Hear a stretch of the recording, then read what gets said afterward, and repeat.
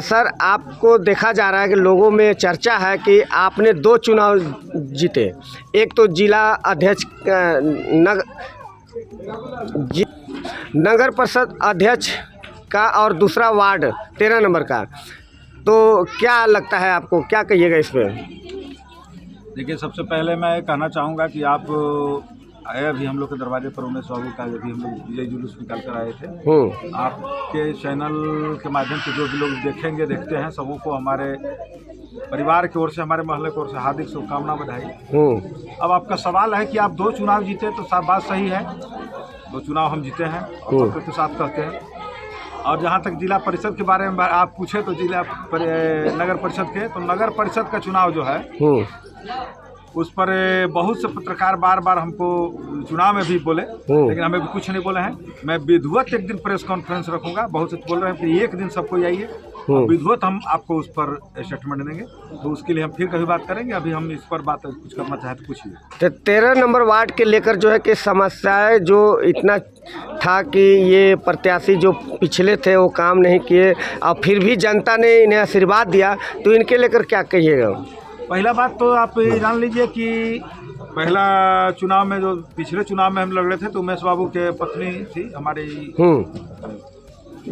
भवा कहिए, तो वार्ड पार्षद बनी। तो एक अगर जो कोई बोलता है कि काम नहीं हुआ, तो ऐसा बात नहीं है, क्योंकि काम करना अब हम आपको बताते हैं। ये जो चुनाव है, चाहे ग्रामीण में ग्राम पंचायत का हो या नगर पंचायत का, नगर परिषद का, तो यहाँ जो सरकार की जो योजनाएं आती है उसको धरातल पर उतारना काम होता है। क्योंकि योजना बनता है रांची और दिल्ली में जी, तो यहाँ ऐसे छोटे जनप्रतिनिधियों को ये पावर नहीं है कि वो अपने से योजना बनाकर अपने से फंडिंग दे सके। सरकार जो देगी उसके अनुकूल कोई भी प्रतिनिधि काम करेगा। और जो मैं, जहाँ तक हमारी समझदारी है कि उमेश बाबू अपने फंड से जो इनको मिला, उन्होंने विस्तृत रूप से काम किया, और हो सकता है कुछ त्रुटियां रही होगी। और उसके बाद भी हमने देखा कि सांसद कोटा, विधायक कोटा जहाँ से भी लाकर अपने वार्ड में विकास करने का काम किए। और एक बात और कहना चाहेंगे जी, कुछ लोगों की जो नाराजगी थी, वो नाराजगी के लिए मैं एक बात कहना चाहूँगा कि हमारे लोग जो हैं, वार्ड नंबर 13 के जनता कहिए या 14 के कहिए, 15 के कहिए, या मान लीजिए हमारे समस्त ग्राम सहजना के कहिए, हम पूरे सहजना को हम लोग एक मानते हैं।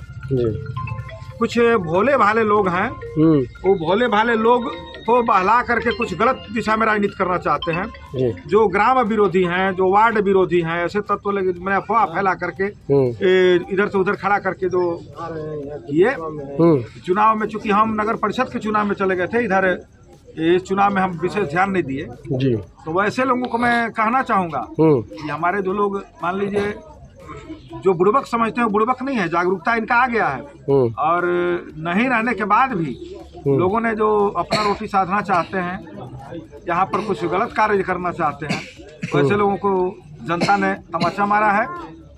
और हम अपने ग्रामीण माने टोटल वार्ड के लोगों से अपील करेंगे कि आप एकता अखंडता को बनाए रखें, और जो भी गांव का समस्या है, सारा समस्या समाधान किया जाएगा। और जो भी अगर समस्या हो, तो ऐसा नहीं है कि मान लीजिए उमेश बाबू अगर नहीं सुन रहे हैं, ठीक है, पूरा गांव मेरा परिवार है, चाहे किसी भी जाति के हों। जात पात के राजनीति करने वाले बहुत आते हैं जी। इसमें हमारा ऐसा सहजना गांव है, शुरू से, मैं इतिहास का भी बाद में बताऊंगा आपको जी, कि यहाँ हर जाति और हर धर्म को लोग निवास करते थे 1914 से पहले से लेकर अभी तक। लेकिन एक परिवार का जो बना हुआ पैरामीटर है कहिए, या जो आपसी संबंध है जी, तो बना रहे, उसको ताना बाना को, आपसी पारिवारिक ताना बाना को कोई तोड़ने का प्रयास न करे। और मैं अपने लोगों से कहूँगा कि राजनीति तो आते जाते रहते हैं, पारिवारिक रिश्ता न बंद हो। और पुनः, क्योंकि अब समय ज़्यादा हो गया है, मैं पुनः कहूँगा कि वार्ड नंबर 13 और समस्त ग्रामवासियों को, सहजना वासियों को हमारे ओर से और सभी लोगों की ओर से बहुत बहुत बधाई, धन्यवाद। आप लोगों ने जो जनादेश दिया उसके से हम लोग। सर, आप जो कि बीडीसी प्रतिनिधि भी हैं, और यहाँ पे जो उमेश मेहता का जो जीत हुआ है, तो अब जो सहजना में वार्ड नंबर 13 में क्या बदलाव दिखेगा? देखिए बता रहे हैं बीडीसी की बात है, तो बीडीसी हमारी पत्नी जरूर है। ये प्रतिनिधि आप हैं? हाँ, तो उनका प्रतिनिधित्व तो लगभग मैं करता हूँ, इसमें कोई दुमत नहीं है। लेकिन एक बात कहना चाहेंगे, यहाँ बदलाव तो आपको साफ दिखेगा और ज़्यादा तो नहीं कहेंगे। हम 6 महीना साल भर के अंदर आपको बदलाव देखने को मिलेगा। और सबसे बड़ी बात जो हमको तकलीफ लगा कि गिला शिकवा हो किसी से, किसी को उम्मीद से गिला शिकवा है तो हमसे भी बोल सकते हैं, हमसे नहीं हुआ राम जी भैया से बोल सकते हैं। हम लोग पूरा इतना गोतिया परिवार है और हमारे पाल परिवार है या मान लीजिए ब्राह्मण परिवार से जो भी हैं, आपको अगर समस्या का समाधान नहीं होता है तो 1, 2, 4 लोगों को बैठाने का प्रयास करें और 10 आदमी में हम पूछेंगे उम्मीद से कि भाई काहे नहीं काम कर रहे हो। अगर ये नहीं करते हैं तो 10 आदमी से तो बलवा कोई नहीं है। और नहीं तो अगर मान लीजिए खराब करेंगे तो एक फिर हम लोग पूरा गाँव का देंगे खराब करते रहे बोलिए मन से। लेकिन ये जो मुंह फुलवा फुलाई जो होता है कि हम नहीं बोलेंगे किसी से, बोल के मुंह फुला लेंगे, ये थोड़ा सा हमको ठीक नहीं लगा है। और इसके लिए हमारे लोग कोई अगर दुखित है तो उनसे मैं माफ़ी भी मांगना चाहता हूँ और बार बार आग्रह करूँगा कि गिला शिकवा भूलकर किसी प्रकार के गिला शिकवा होता अपने गाँव घर समाज में चर्चा करें।